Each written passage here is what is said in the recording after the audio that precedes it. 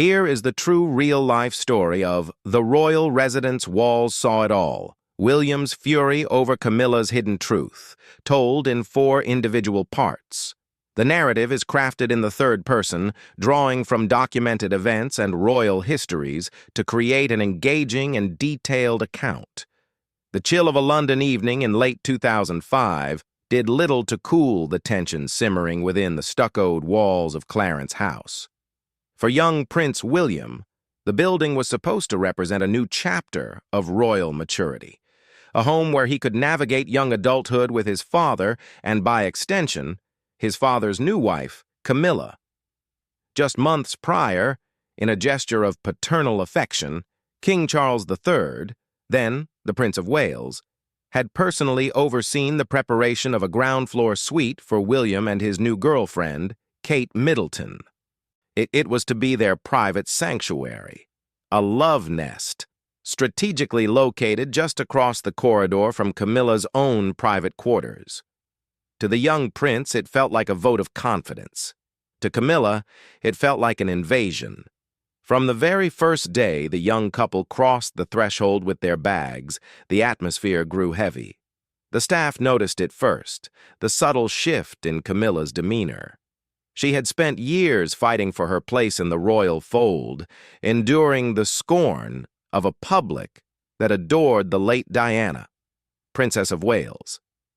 Now, living under the same roof was a living, breathing reminder of that past. Diana's son, and a beautiful new girlfriend named Kate, whose poise and glossy hair immediately captivated the media. Palace insiders later recalled that Camilla viewed Kate's presence not as a charming addition to the family, but as a direct threat to the spotlight she had so carefully cultivated. Wherever the couple went, the cameras followed, leaving Camilla feeling, as one aide put it, old and sidelined. The friction was palpable during family dinners.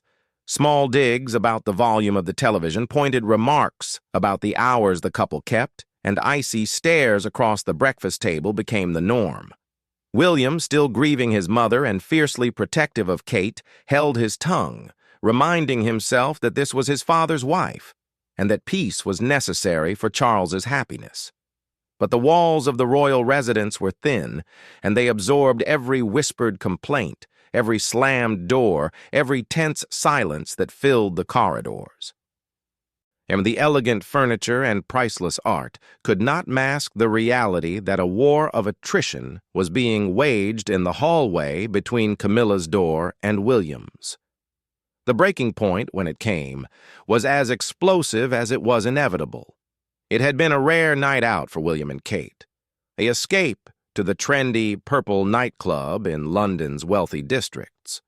The pressures of royal life and the intensity of his new living situation weighed heavily on William, and that night he sought release. Witnesses at the club observed the prince letting his guard down, consuming a significant amount of vodka and cocktails, a departure from his usual controlled public persona. The early hours of the morning found him returning to Clarence House, not as the polished heir to the throne, but as a young man unsteady on his feet, and relying on Kate to guide him through the entrance. Navigating the staircase and the long, silent hallway proved a challenge. The quiet click of a latch was impossible, and the muffled thuds of unsteady footsteps echoed off the high ceilings. In the master bedroom down the hall, the sound ruptured the silence. Camilla, jolted from her sleep, felt a surge of indignation. This was the final straw, the disrespect of waking the house at such an hour. Throwing her robe on, she marched into the corridor, her face a mask of fury. She confronted the disheveled couple, her voice rising as she chastised them for their disregard of the household. It was the perfect excuse she had been waiting for to lay down the law about her house, her rules. But William, his judgment loosened by alcohol and his patience eroded by months of silent animosity, was in no mood to be scolded by his stepmother. Looking at the woman he blamed for much of his parents' misery, The words erupted from him before he could stop them. "Who the hell do you think you are?" he shouted back, the words cutting through the night air like a knife. The reaction was instantaneous. Camilla, shocked by the open defiance, transformed from irritated stepmother into a woman scorned. She drew herself up and delivered an ultimatum that would echo through royal history. She wanted them out. Not tomorrow, not next week, but immediately. "I can't stand another day of you and your girlfriend," she allegedly screamed. "You leave, now!" In the stunned silence that followed, the alcohol burned away from William's system, replaced by a cold, clear fury. Without another word, he turned, took Kate by the hand, and walked back into his room. Within the hour, suitcases were packed and loaded into a car waiting in the forecourt of the royal residence. As the car pulled away, William did not look back at the house. He didn't need to. The walls had seen his humiliation, had heard the shouting, and had witnessed the moment his fragile relationship with his father's wife shattered into a million irreparable pieces. They drove through the night back to the familiar comfort of his old rooms at Buckingham Palace, leaving behind a house that would never truly feel like a home again. The fallout from that explosive night did not end with the screech of tires leaving the Clarence house driveway. If the confrontation itself was a thunderclap, and the morning after brought a deafening silence that was far more disorienting for the one person who had slept through it all, Prince Charles. Having been blissfully unaware of the 2 a.m. battle raging down the hall, the Prince of Wales rose early the next day, his schedule consumed by meetings and official functions. He left the residence without a second thought, assuming his son and daughter-in-law were asleep in their rooms. It was only upon his return that evening, expecting a family dinner, that he noticed the absence. The chairs where William and Kate usually sat were empty. Puzzled, he asked Camilla where they were. It was then that the narrative shifted. According to accounts published in the years following, Camilla did not simply relay the facts. Instead, she painted a picture of herself as the victim. She told Charles that William, in a drunken stupor, had been loudly belligerent, that he had disrespected her authority, and that she had been left with no choice but to demand they leave to preserve the sanctity of their home. The story was a clever manipulation designed to cast William as the aggressor and herself as the wronged matriarch. Charles, caught between his loyalty to his firstborn and his devotion to his wife, reacted with predictable anger at first. He placed a call to William, his voice heavy with disappointment, demanding that he apologize to Camilla for the disgraceful behavior. For William, this was the ultimate betrayal. He had just been evicted from his own father's home in the middle of the night, and now he was being asked to apologize for it. The phone call, initially a conduit for a paternal reprimand, became a conduit for years of suppressed pain. William refused to back down. He detailed the months of sniping, the constant friction, and the unfair targeting of Kate. He told his father the truth, that Camilla was jealous, that she saw Kate as a rival, and that the home had become a toxic environment long before the incident at the bar. Confronted with the raw truth from his son, Charles's anger deflated. He realized he had been presented with a sanitized version of events. He tried to broker a peace, calling William back and asking him to return, to give it another chance. But William was adamant. He had tasted the freedom of leaving, and he refused to walk back into a lion's den where his presence was resented. The decision was made. He and Kate would find their own place, a neutral territory where Camilla held no sway, and the move marked a significant schism in the family. While they would appear in public as a united front, most notably at the wedding of Camilla's son, Tom Parker Bowles, where they smiled politely for the cameras, the private reality was one of cold distance. However, the most critical element of the fallout was the gag order. Charles, terrified of the press getting wind of the evil stepmother narrative and the damage it would do to the monarchy and to Camilla's public standing, extracted a promise from his son. William agreed to a pact of silence. He would never speak publicly about the incident, and he would pose for pictures with Camilla, maintaining the facade of a happy family. This act of swallowing his pride, of burying his fury deep inside, was the price of royalty. But as the years rolled on, that buried fury did not dissipate. It calcified. It turned from the hot anger of a young man into the cold, calculating vigilance of a future king. The walls of Clarence House had seen Camilla's hidden truth, her capacity for manipulation and cruelty, and William would never, ever forget it. 2 decades later, the walls of the various royal residences continued to hold secrets, but the dynamics of power had shifted dramatically. The young prince who had been unceremoniously evicted from his father's home was now a mature man, a devoted husband to Catherine, Princess of Wales, and a father himself.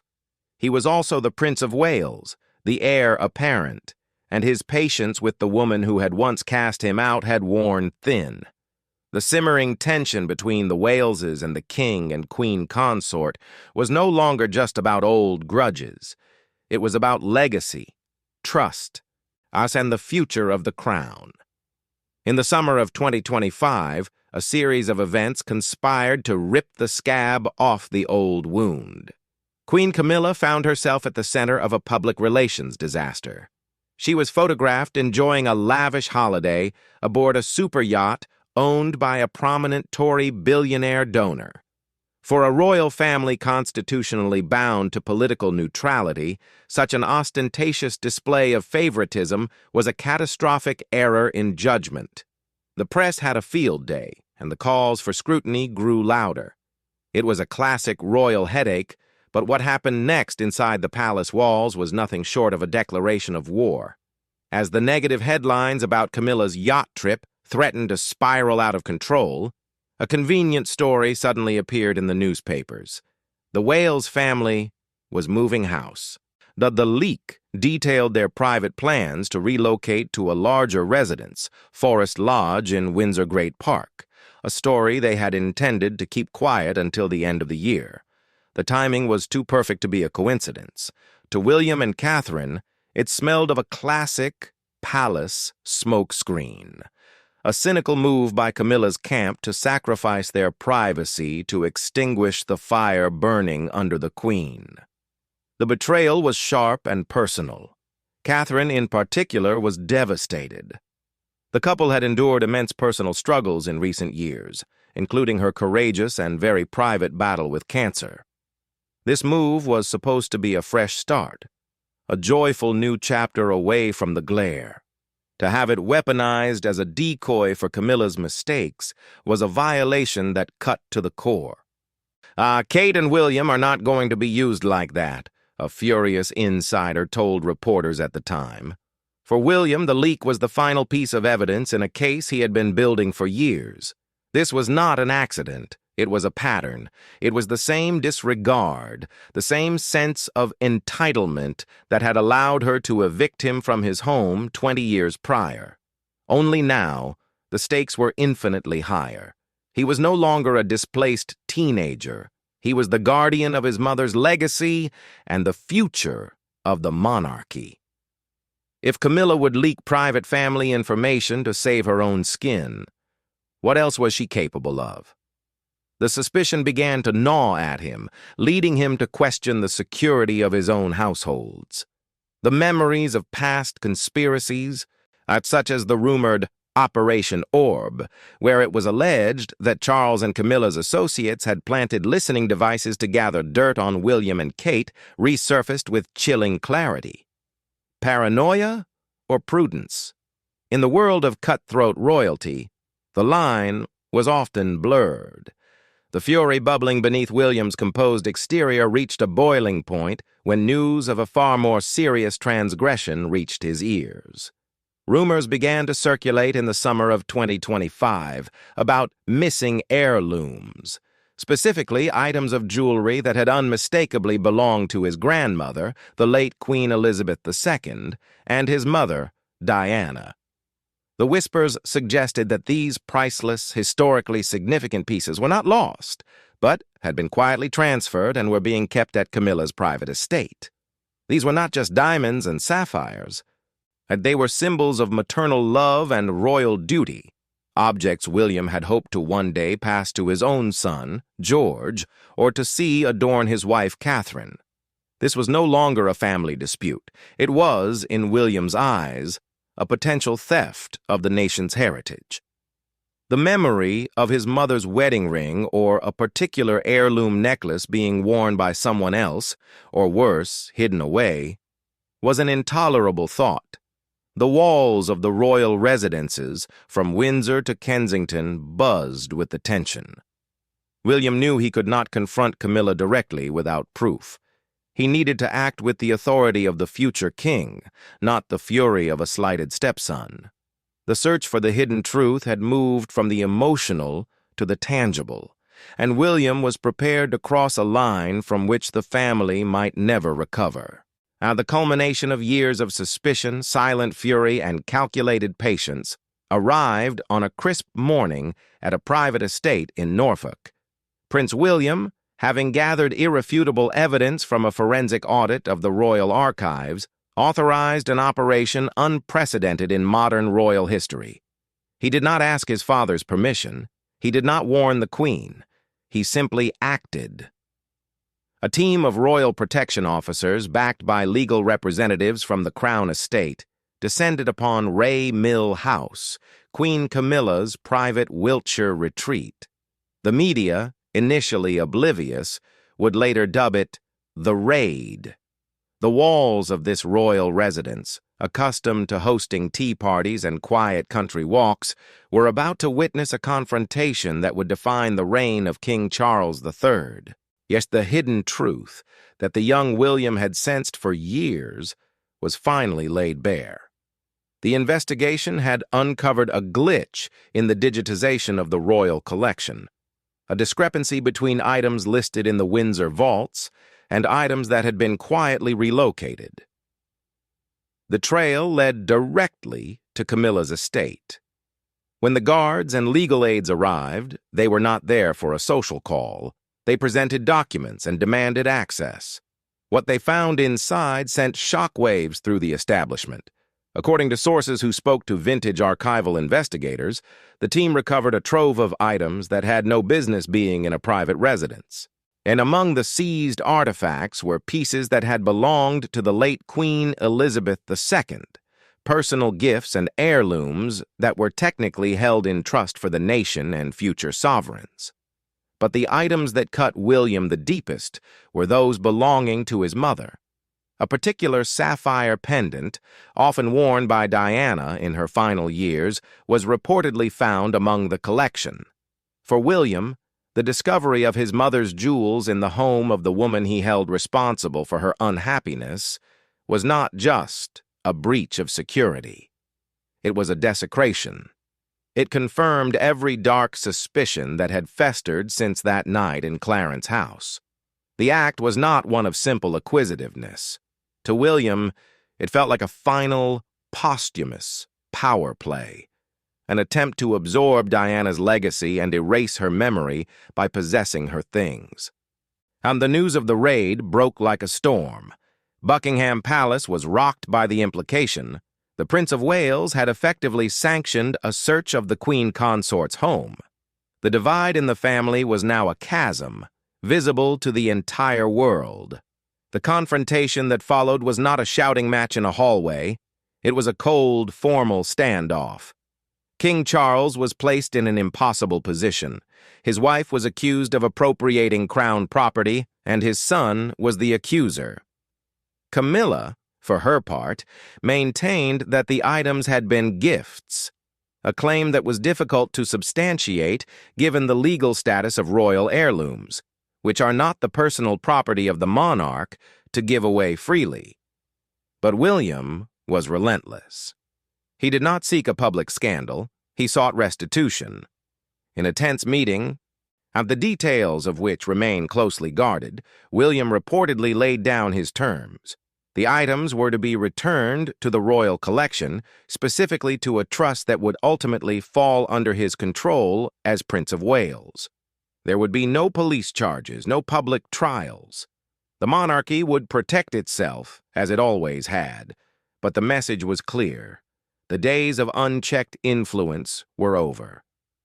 William had drawn a line in the sand, and he had done so with the cool, detached precision of a king protecting his realm. As the autumn of 2025 set in, the royal residences settled into an uneasy quiet. The walls of Clarence House, Buckingham Palace, and Ray Mill House held the complete story.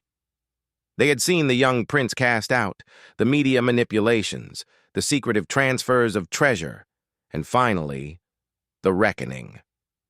William's fury had not destroyed the monarchy, but it had reshaped it. The balance of power had tilted decisively toward the future.